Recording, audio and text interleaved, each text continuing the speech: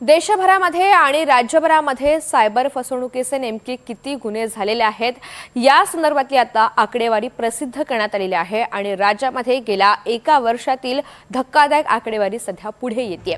देशभरात गेल्या 6 वर्षांमध्ये विविध प्रकारे लबाडी आणि फसवणुकांच्या गुन्ह्यांमध्ये भारतीयांचे 52,976 कोटींचं नुकसान झालं।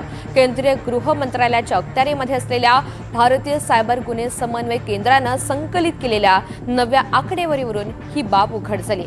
2024 मध्ये सर्वाधिक म्हणजे 22,849 कोटींचं नुकसान झालंय।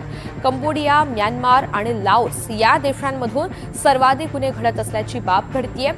सरत्या वर्षामध्ये सायबर फसवणुकीच्या तक्रारींचं विश्लेषण केलं असता महाराष्ट्रामध्ये सर्वाधिक आर्थिक नुकसान झालंय।